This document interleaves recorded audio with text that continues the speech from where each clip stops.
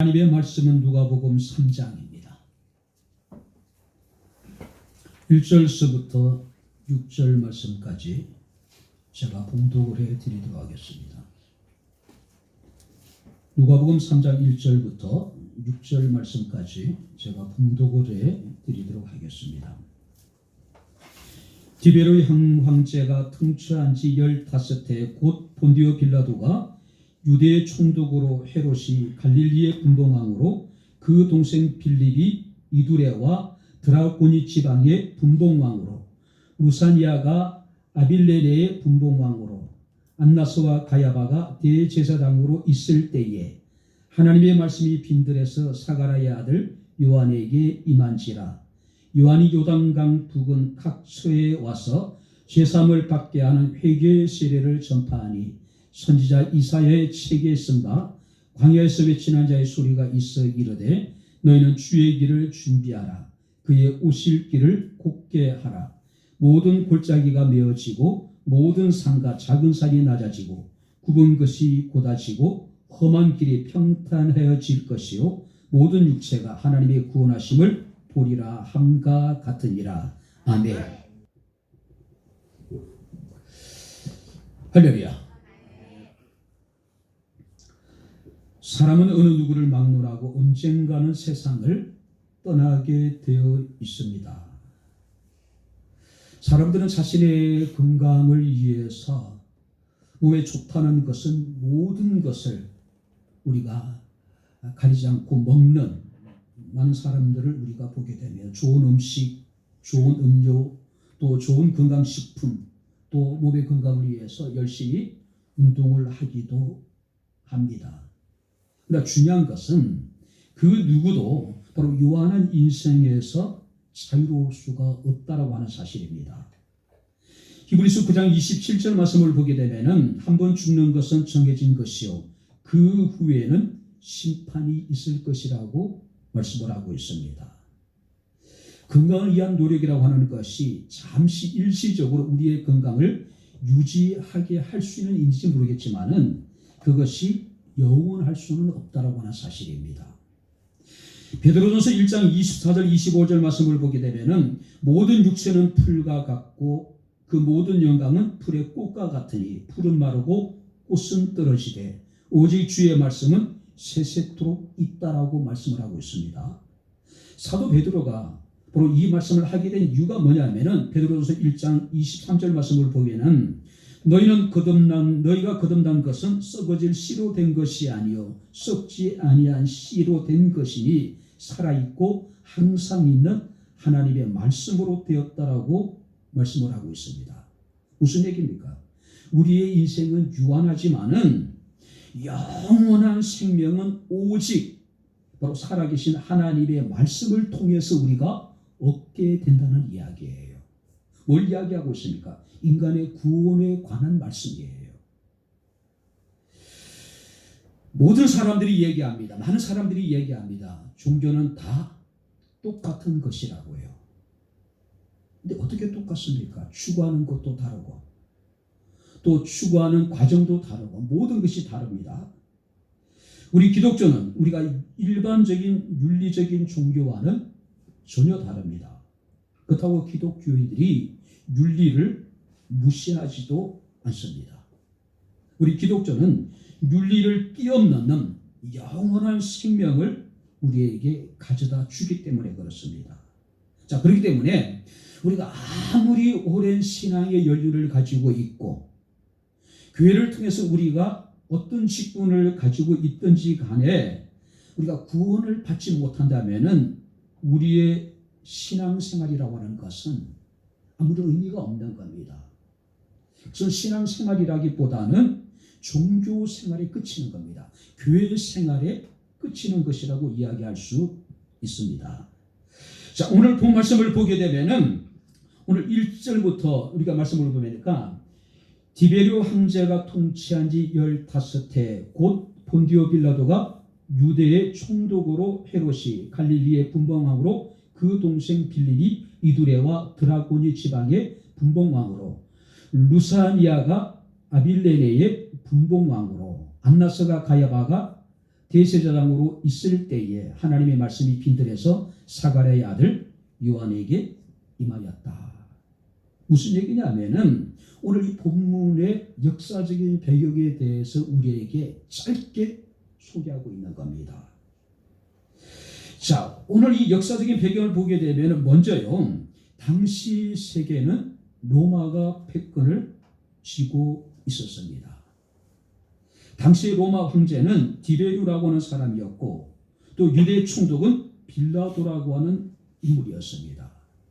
그리고 이 팔레스타인 지역은 이 헤롯 대왕의 아들에 의해 가지고 이렇게 이제 그 4개의 왕국으로 이렇게 이제 통치되어지고 있었습니다. 물론 헤롯에게는 3명의 아들이 있었고, 마지막에 보니까 루사니아라고 하는 인물이 아빌레네라고 하는 지역의 분봉왕으로 다스리고 있었습니다. 그러니까 3명의 헤롯 왕의 아들들과 또 다른 한 사람의 인물이 이 팔레스타인 지역을 4등분해서 통치하고 있던 그런 시대였다는 이야기예요. 그리고 종교적으로는 성경 뭐라고 말씀하고 있습니까? 제사장이 안나스와 가야바라고 하는 2명이 있었다라고 이야기를 하고 있어요.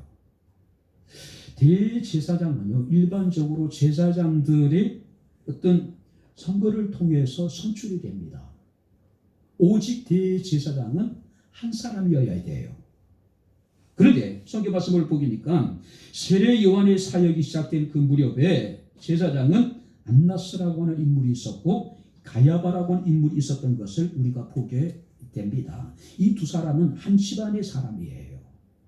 가야바라고 하는 사람은 안나스라고 하는 사람의 사위였습니다. 자, 명목상으로는 가야바라고 하는 인물이 대제사장이었지만은 그 안나스라고 하는 인물이 뒤에서 막후에서 어쩌면은 이제 실제적인 권한을 행사하고 있었던 그런 시대. 자, 그렇다면은 세례 요한이 활동했던 그 시기, 예수님이 공생애를 시작하기 전에 이 땅에 오실 때에 그 역사적인 배경이라든지 이 유다의 어떤 그 종교적인 배경을 보게 되면은 정치적으로는 로마 통치 아래에서 착취를 당하고 압제를 당하고, 또 경제적으로는 또 로마에 의해 가지고 적지 않은 세금을 부과하는 어려움을 겪고 있을 때입니다. 뿐만 아니라 종교적으로는 타락할 대로 타락한 종교 지도자들 밑에서 영적으로 황폐할 대로 황폐한 그런 상황. 그러니까 예수께서도 그 이스라엘 사람들의 무리를 보시고 그렇게 말씀하십니다. 무리를 보시고 불쌍히 여기시니 이는 그들이 목자 없는 양같이 고생하며 기진하였다라고 이야기를 하고 있어요.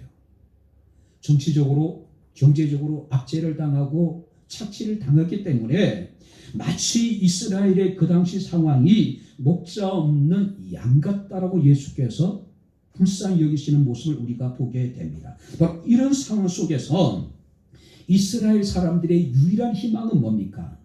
메시아에 대한 대망이에요. 그래서 우리가 누가복음 2장에 보게 되면은 예루살렘에 시몬이라는 사람이 등장을 하게 됩니다. 그 시몬에 대해서 성경 이렇게 소개하고 있습니다. 의로운 사람이고 정직한 사람이고 이스라엘의 위로를 기다리는 사람이었다. 직역을 하게 되면요, 이스라엘의 위로가 되실 그분을 간절히 기다렸다.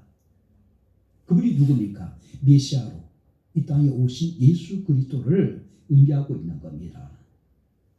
바로 이런 절망적인 이런 암울한 시대에 하나님의 말씀이 세례 요한에게 임했습니다. 우리가 오늘 본문 6절 말씀을 보시기 바랍니다. 모든 육체가 하나님의 구원을 보게 될 것이라고 이야기를 하고 있어요. 정치적으로 압제를 당하고 경제적으로 착취를 당하는 암울한 시대를 살아가고 있는 이스라엘 백성들에게 하나님의 세례 요한을 통해서 그들에게 선포하시기를 모든 육체가 하나님의 구원을 보게 될 것이라고 이야기하고 있습니다. 이 말씀은 이사야 40장 5절 말씀을 앞에 있는 부분을 생략하고 있는 말씀입니다. 앞에 있는 부분이 여호와의 영광이 나타날 것이고 모든 육체가 하나님의 구원을 보게 될 것이라는데 그 앞에 있는 말씀을 이렇게 이제 생략하고 뒷부분만 지금 이야기하고 있는 겁니다. 자, 모든 육체가 하나님의 구원을 보게 될 것이다. 당시 사람들은 단순히 로마 압제로부터 또 경제적인 어떤 착취로부터 그들은 벗어날 것이라고 생각을 했죠. 그런데 이것은 바로 궁극적으로 하나님이 인류를 향한 구원의 역사를 지금 말씀하고 있는 겁니다. 특별히 오늘 이제 누가는 예수 그리스도를 맞이하기 위해서 우리가 무엇을 준비해야 될 것인가?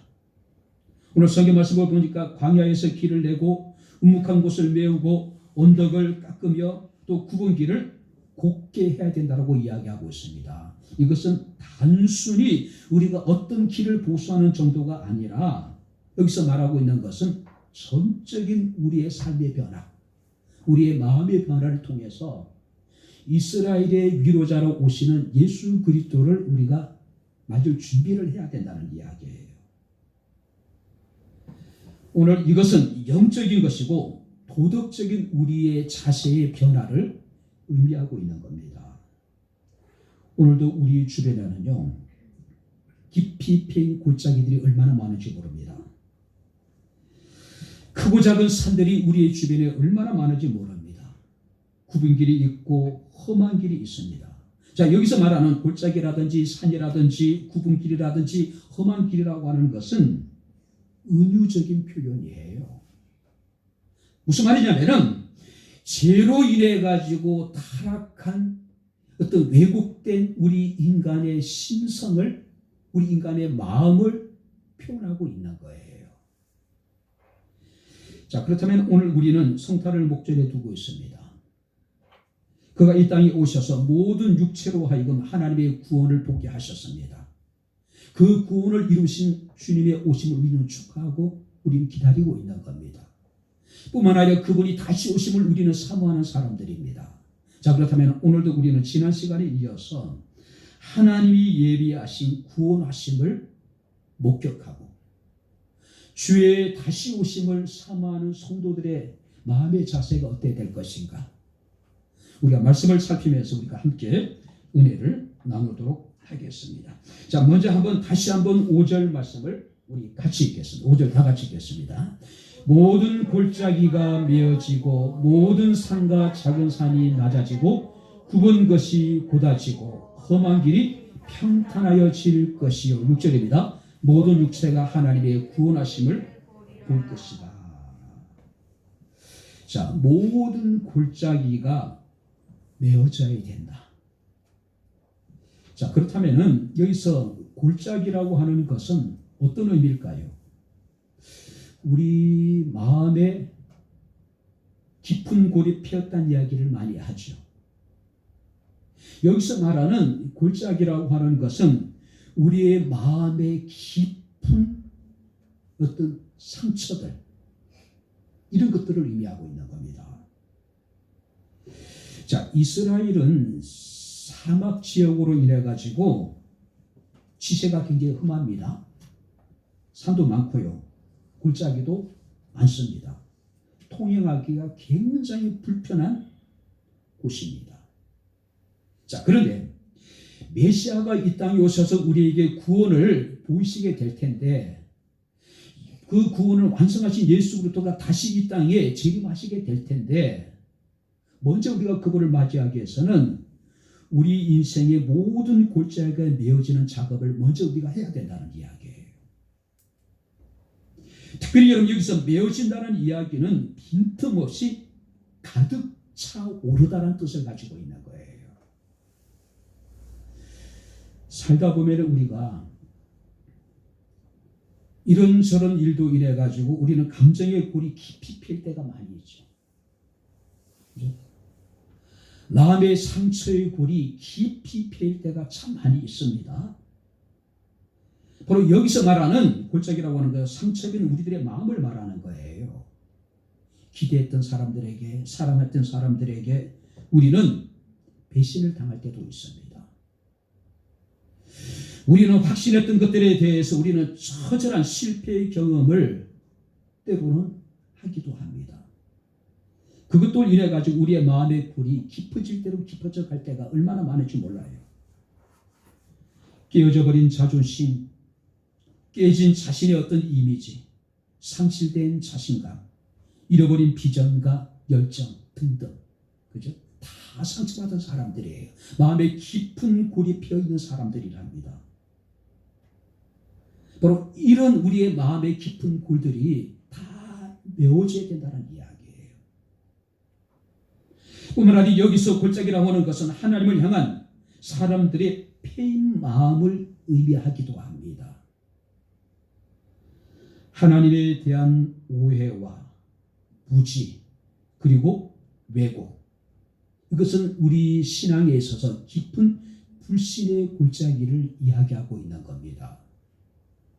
그것이 인간관계의 어떤 상처이든 간에, 그것이 하나님과의 관계 속에서 우리가 피어있는 치유되기 힘든 어떤 영적인 상처이든 간에 그 상처가 다 메워져야 된다는 이야기예요. 메워진다는 얘기는 뭡니까? 치유되어져야 된다는 이야기예요.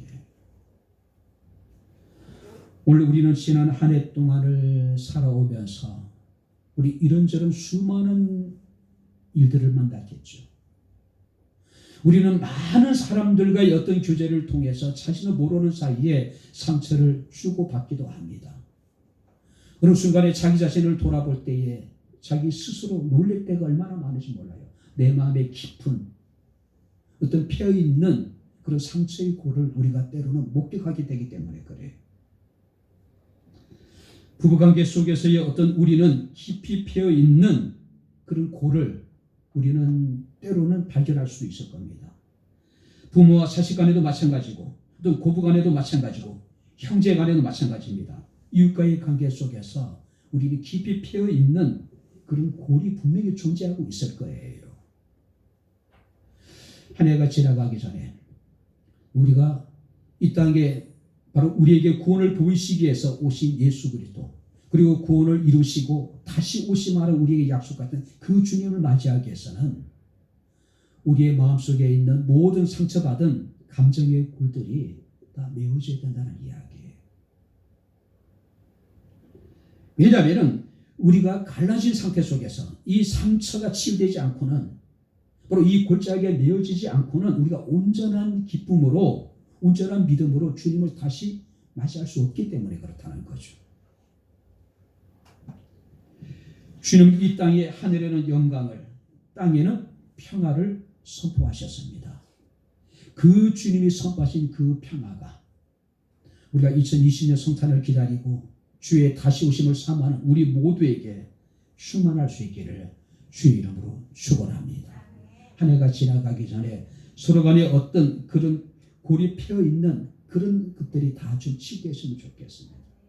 아물어졌으면 좋겠어요. 두 번째 말씀을 보시기 바랍니다. 모든 골짜기에 메어지고 모든 산과 작은 산이 낮아지고. 자, 모든 산과 작은 산이 낮아진다. 여기서 산이라고 하는 것은 뭘 말할까요? 인간의 가진 교만함과 인간이 가진 오만한 마음을 말하고 있는 거예요. 근데 그것이 낮아져야 된답니다.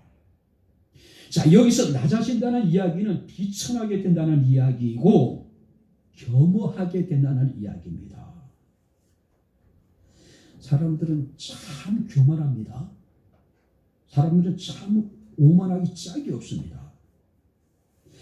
자기가 알면은 얼마나 안다고, 또 자기가 가지면 얼마나 많이 가졌다고, 또 자신이 강하면 얼마나 강하다고, 우리는 하나님 앞에 자신의 우리가 분수를 망각해 버릴 때가 얼마나 많은지 몰라요.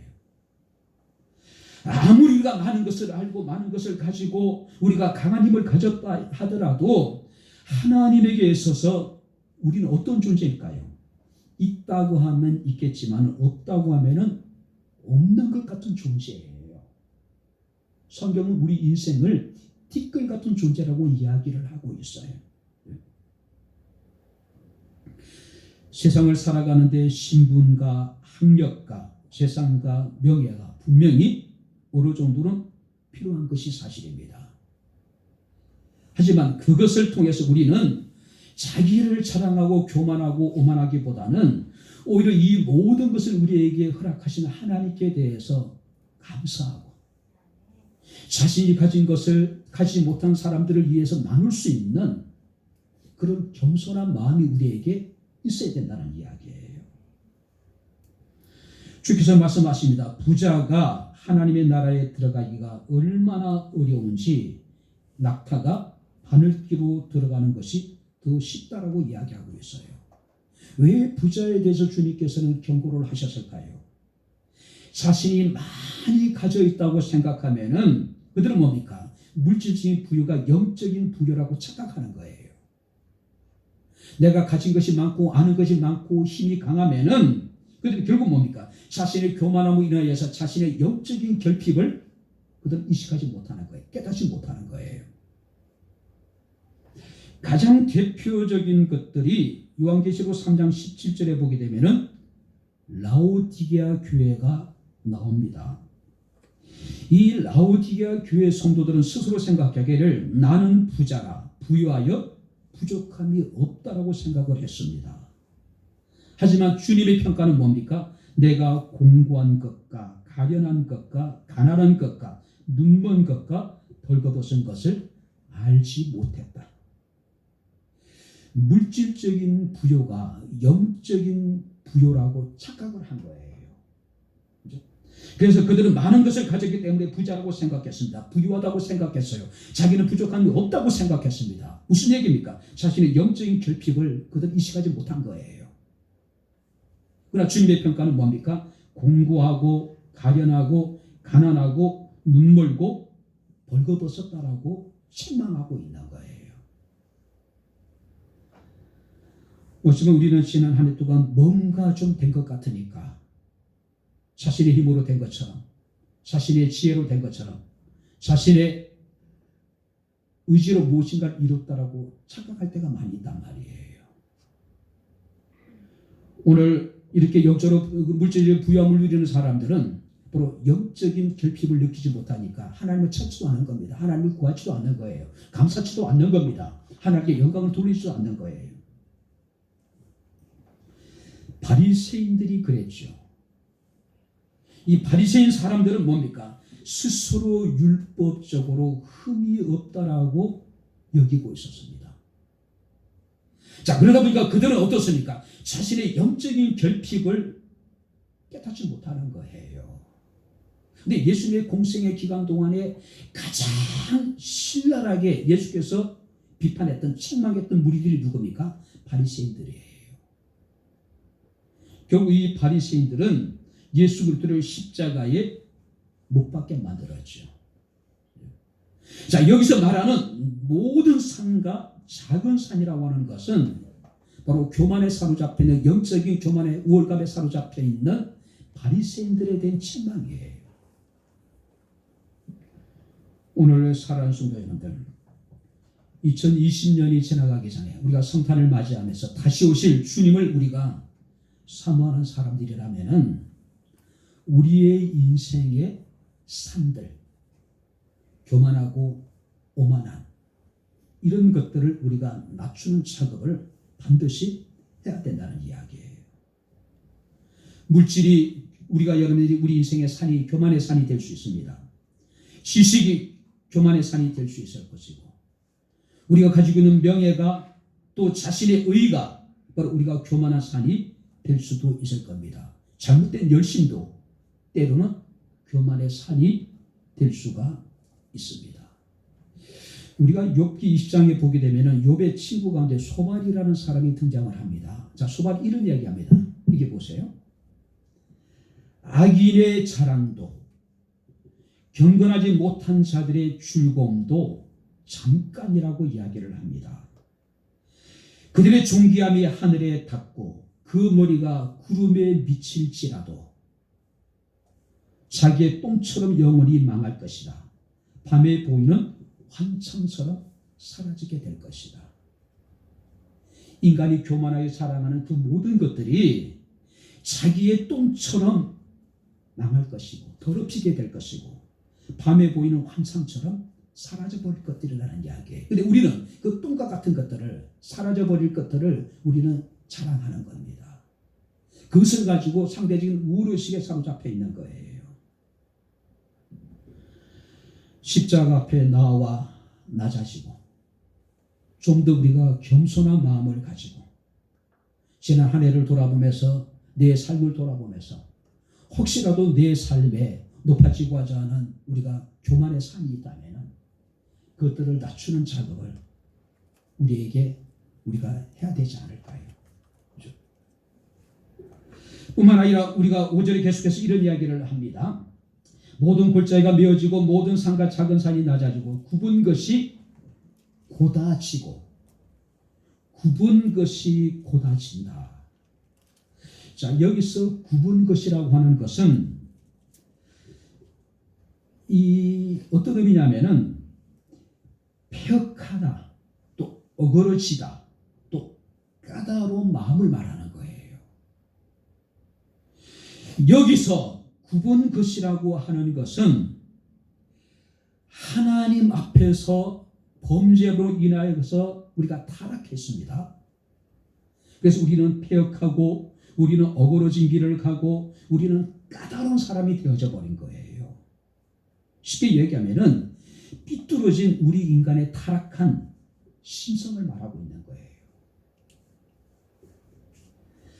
사람들 중에는요, 마음이 굽은 사람들이 참 많이 있죠. 속된 표현으로 이런 사람들은 삐딱한 사람들이라고 표현합니다. 매사에 부정적이에요. 매사에 비판적이에요. 사물을 바로 바라보지 못하는 겁니다. 어떤 일에 대해서 우리가 바른 시선으로 바라보지 못하고 그것을 긍정적으로 해석하지 못하고 늘 부정적으로, 극단적으로. 그들은 사람들에 대해서 냉소적입니다. 비판적입니다. 그들은 자신의 이익을 위해서 반칙을 잘하고 남이 잘 되는 것을 결코 두고 보지 못하는 사람들입니다. 한마디로 그들은 마음이 굽어 있는 사람들. 그러니까 타락한 사람의 모습이고 어떤 죄로 인해 가지고 어떤 삐뚤어져 있는 사람들의 마음을 의미하고 있는 거예요. 여러분들이 예수님의 제자 가운데 유다라고 하는 인물이 있죠. 한 죄 많은 여인이 자신의 옥합을 깨트리죠. 예수님의 몸에 묻습니다. 자, 그때 가룟 유다가 뭐라고 이야기합니까? 이것을 팔아서 가난한 사람들에게 나눠줄 수 있었을 텐데 예수님을 사랑했던 그 여인의 그 헌신에 대해서 가룟 유다는 허비한다라고 책망을 해요. 성경의 가룟 유다는 도둑이라고 이야기를 하고 있어요. 이미 이전서부터 예수님의 어떤 그 제자들과 예수님 공동체의 어떤 그 물질을 관리하는 위치에 있었던 인물입니다. 근데 오래전부터 계속해서 공금을 횡령했던 그런 인물이었어요. 만약에 죄 많은 여인이 그 옥합을 팔아서 만약 헌금을 하게 되면은 그 가운데 자신이 얼마만큼을 착취할 수 있었는데, 횡령할 수 있었는데 그런 기회가 사라져 버린 거죠. 그래서 분노한 겁니다. 한 번도 가난한 사람을 생각해 본 적이 없는 사람이에요. 오직 자신의 이익에 사로잡혀 있는 그런 인물이었습니다. 한 여인의 거룩한 헌신에 대해서 평가절하합니다. 바르게 보지 못하는 거예요. 책망하고 오히려 낭비한다라고 이야기를 하는 겁니다. 오늘 이런 마음이 바로 굽은 마음이에요. 하지 목사란 분의 근심을 이기는 비결이라는 책에 나오는 이야기랍니다. 저는 이 책을 읽지 못했습니다. 근데 이제 어디서 이런 글을 봤습니다. 하지 목사란 분이 목사가 되겠다라고 하는 아들에 대해서 이런 이야기를 합니다. 자, 이게 들어보세요. 하지야, 내가 목사가 된다고 하는데 목사란 얼마나 어려운 것인지 모른단다. 목사가 빨간 넥타이를 매면은 교인들은 목사가 바람났다라고 수군거리고, 까만 넥타이를 매면은 우리 목사님은 장례식만 다닌다라고 뒤에서 수군거리고, 목사가 택시를 타면은 사치한다라고 수군거리고, 버스를 타면은 촌스럽다고 수군거린단다. 목사가 설교를 길게 하면은 우리 목사님 태엽이 너무 길다라고 수군거리고, 목사가 설교를 짧게 하면은 우리 목사님이 요즘에 공부를 안 한다라고 수군거리고, 목사가 신방을 하면은 우리 목사가 할 일이 없다라고 수군거리고, 신방을 많이 하면은 요즘에 신방 안 하고 뭐 하냐라고 수군거리고, 다른 교회 설교하러 가면은 우리 교회는 어떻게 하려고 그러냐라고 수군거리고, 다른 교회 설교하러 나가지 못하면은 우리 목사는 인기가 없어서 그렇다고 뒤에서 수군거리고, 교회를 부흥시키면은 교회를 부흥시키지 못하면은 무능하다고 수군거리고, 교회가 부흥이 되면은 물량주의자라고 뒤에서 수군거린다라고 이야기를 해요. 무슨 얘기입니까? 부정적인 마음이 굽은 사람들은요, 어떤 것을 해도 그들은 어떻습니까? 비판할 수밖에 없는 부정적이라는 거죠. 혹자는 이런 사람들을 이간시키는 데는 천재요, 나를 만드는 데는 수재요, 나를 보태는 데는 귀재라고 이야기를 합니다. 또 하지 목사는 계속해서 이런 이야기입니다. 그러나 은혜가 충만한 사람들은 반대로 말한단다. 빨간 넥타이를 매면은 우리 목사님 세련되다고 이야기하고, 까만 넥타이를 차면은 우리 목사님 경건하다고 이야기하고, 택시 타면은 목사님 바쁘다라고 이야기하고, 버스 타면은 검소하다고 이야기하고, 설교를 길게 하냐면은 은혜를 절하려고 예를 쓴다고 이야기하고, 설교가 짧으면은 우리가 피곤하니까 빨리 들어가 쉬라고 하시는 것으로 이야기를 하고, 신방을 많이 하면 부지런하다고 이야기하고, 신방을 안 하면 혹시 무슨 일이 있는가 걱정을 하고, 다른 교회 설교하러 많이 가면은 우리 목사님이 사명이 크다고 이야기하고, 다른 교회 설교하러 안 다니면은 우리 교회만을 사랑하신다라고 이야기를 하고, 교회를 부흥시키면은 능력이 있다라고 이야기하고, 교회가 부흥이 안 되면은 다 우리 책임이라고 이야기를 한다고 합니다. 계속해서 사진은 이런 이야기합니다. 사실은 사건이 중요한 것이 아니라 사건에 대한 해석이 중요하단다. 너는 교인들이 성령 충만하도록 많이 기도해야 될 것이라고 이야기를 했다고 합니다. 오늘 여러분들 어떻습니까? 냉철하게 한번 여러분들의 마음을 한번 이 시간 살펴보세요. 내 마음이 굽어져 있지 않는지. 우리는 사물을 보고 사람을 보고 세상을 볼 때에 우리는 자신의 안경을 끼고 우리는 세상을 보는 겁니다. 사람을 보는 거예요. 사물을 보는 겁니다. 이런 사람의 특징이 뭡니까? 고집이 세요. 절대 상대방을 인정하지 않습니다. 자신이 보는 것이 전부입니다. 자신이 생각하는 것이 절대적이라고 생각하고 있는 거예요. 왜냐하면 그들은 피약한 사람들이고 어그러지고 까다로운 사람들이기 때문에, 그들은 굽은 마음을 가지고 있는 사람들이기 때문에 늘 세상을 부정적으로 볼 수밖에 없는 거예요. 사람을 부정적으로 볼 수밖에 없는 거예요. 제가 부천에서 부교육자로 사역을 하는데, 그 주유소를 하시는 분이 새롭게 교회를 등록을 하셨어요. 당시 주유소는요, 그야말로 황금알을 낳는, 우리가 거위라 그럴 정도로 굉장히 주유소업이 많은 수익을 이렇게 이제 창출하는 그런 업이었습니다. 그러니 목사님 입장에서도 얼마나 반갑겠어요. 근데 이분이 이제 2부 예배를 참석하지 않고 어느 날부터 제가 학생들과 1부 예배를 드리고 있었는데 1부 예배를 참석을 하시기 시작하셔요. 그리고 토요일날 제가 학생 예배 마치고 학생들과 교회 청소를 하는데 토요일날 오셔가지고 함께 교회 청소도 하시기 시작하시더라고요. 그래서 이분이 갑자기 왜 그러실까? 근데 하루는 이제 저한테 그런 얘기를 하시는 거예요. 목사님에 대해서 이런저런 얘기를 하시는 거예요.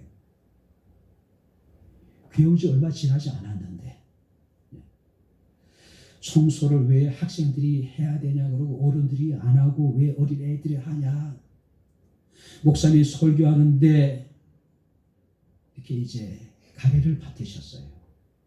설교 중에 목이 칼칼하니까 돌아서야 가래를 받았는데 그것 때문에 2부 예배 참석하지 않고 1부 예배에 참석하신 거예요. 그래서 온갖 이런저런 얘기를 막 하시는 거예요. 제가 느낀 결론은 뭐냐면 마음이 굽어져 있는 거예요. 마음이 심하게 굽어져 있는 거예요.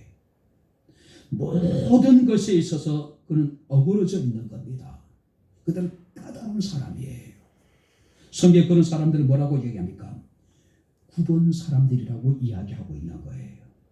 굽은 것은 고다져야 된다고 이야기하고 있는 겁니다. 고다져야 돼요. 오늘 바랍니다. 2020년이 접어가고 있습니다. 뿐만 아니라 우리는 성탄을 목전에 두고 있습니다. 우리는 마지막 때 다시 오실 주님을 우리는 기다리고 있는 사람들입니다.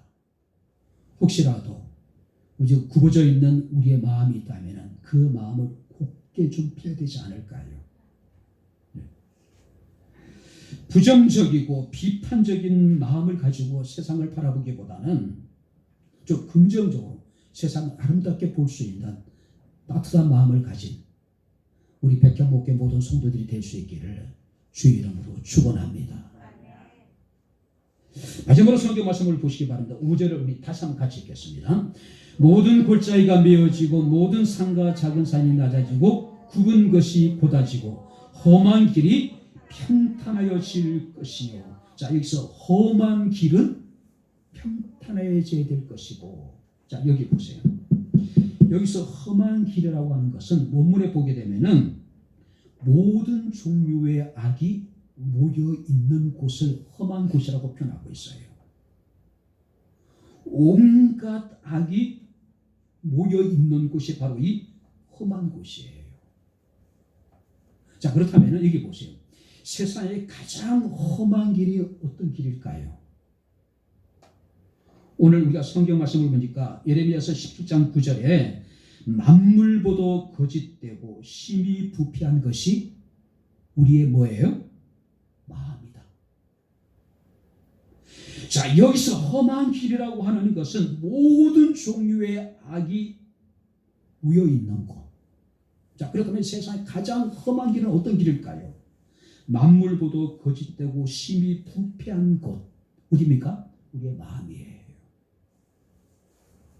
자, 그래서 잠언서 4장 23절에 무릇 지킬 만한 것보다 내 마음을 지키라고 이야기를 합니다. 우리가 정신 차리지 않으면, 깨어있지 않으면, 기도하지 않으면, 근신하지 않으면, 우리가 주의하지 않으면 우리의 마음에 모든 종류의 악이 가득 찰 수밖에 없는 거죠. 그런데 그 험한 길을 평탄하게 만들어라. 평탄하게 만들어라. 골짜기를 메우고 산을 깎아서 다 우리 마음속에 있는 온갖 더럽고 추한 것들을 다 묻어버리라는 이야기예요. 평탄하게 만들어라. 특별히 여러분들이 우리가 아무리 아름다운 도로라 하더라도 아무리 차라리 빨리 달 수 있는 길이라 하더라도 그 도로가 계속해서 관리가 되지 않으면 어떻습니까? 그 길이 울퉁불퉁해지고 심각한 문제에 빠지게 되는 거예요. 어렸을 때 저희 집에서 학교까지 신장로 길을 걸어서 다녔습니다.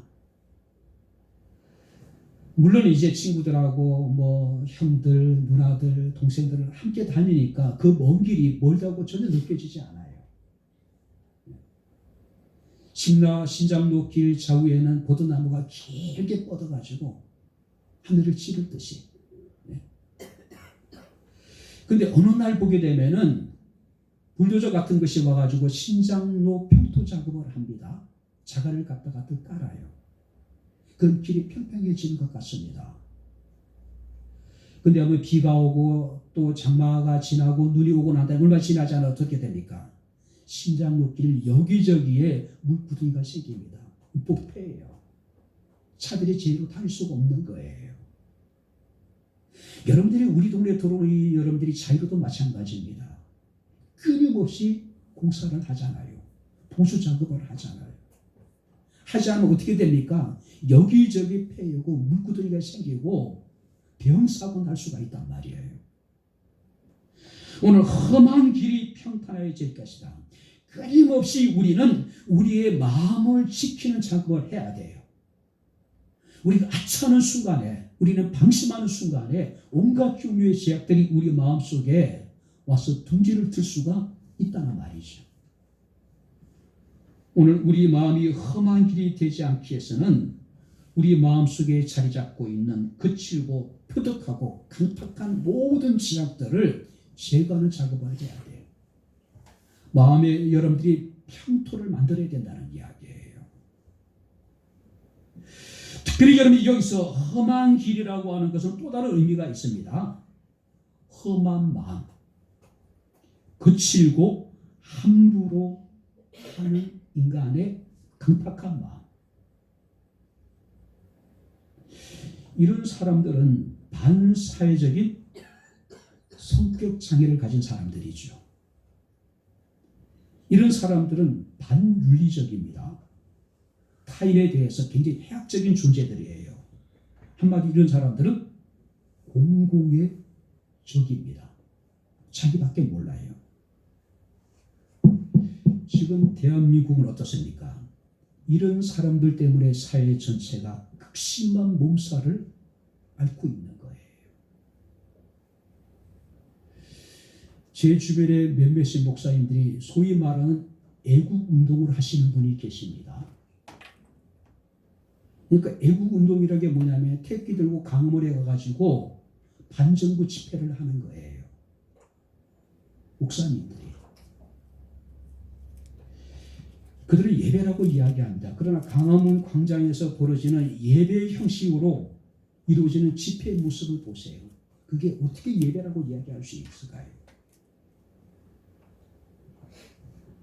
거칠고 험한 말들이 난무합니다. 차마 아이들에게는 들려줄 수 없는, 보여줄 수 없는 희한한 일들이 그 안에서 막 벌어지고 있는 거예요. 근데 가만히 보니까요, 제게 유튜브를 보내고 또 그런 글을 올리는 사람들을 보게 되면요, 평상시에는 사람이 정말 좋아요. 근데 태극기와 관계된 그들이 말하는 애국운동을 하시는 모습을 보게 되면은 전혀 보지 못했던 모습이에요. 굉장히 거칠어요, 말들이요. 제 후배 목사님 한 분이 계십니다. 나이도 나랑 적지 않게 차이가 나요.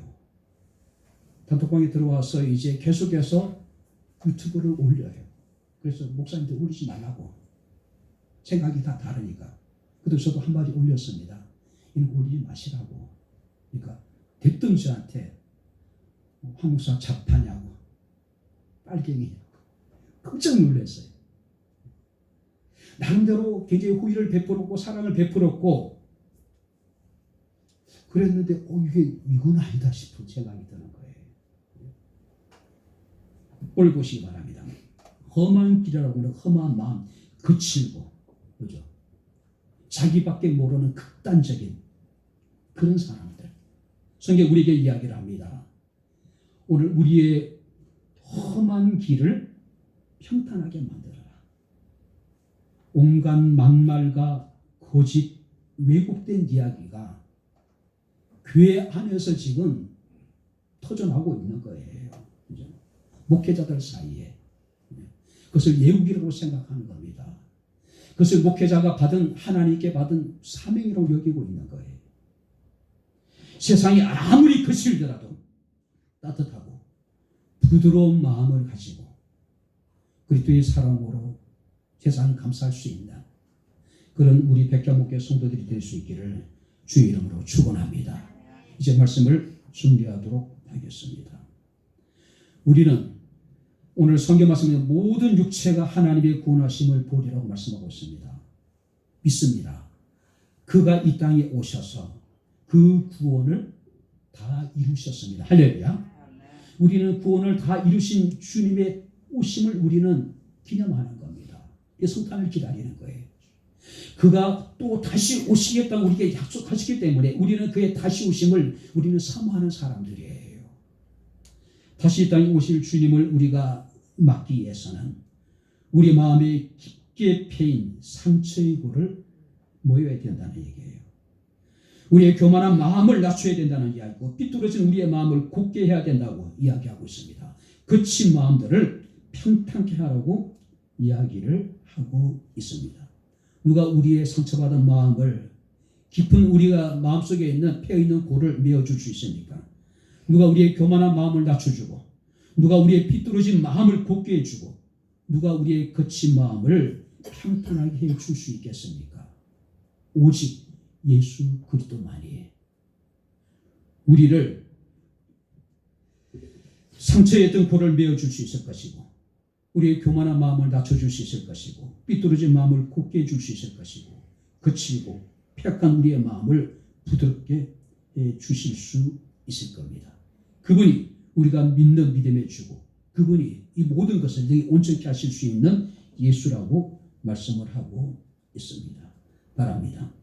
우리는 구원을 다 이루시기 위해서 이 땅에 오시고 그 구원을 이루신 주의 오심을 우리는 기념하며 성탄을 기다리고 있습니다. 그분이 다시 이 땅에 오심을 우리는 사모하는 어떤 우리는 믿음을 가지고 있는 사람들입니다. 그 어느 해보다도 그 어떤 성탄보다도 2020년 이 성탄이 기쁘고 즐겁고 정말 행복한 그런 성탄이 되었으면 좋겠습니다. 비록 코로나로 인하여서 우리는 어느 해보다도 고통스러운 암울한 한 해를 보낸지 모르겠지만 주님이 이 땅에 오심을 우리가 기다리고 사모하고 바로 그런 우리가 준비된 자로서 기쁨으로 즐거움으로 따뜻한 성탄을 우리가 맞이할 수 있게 되기를 주님의 이름으로 축원합니다. 기도하겠습니다.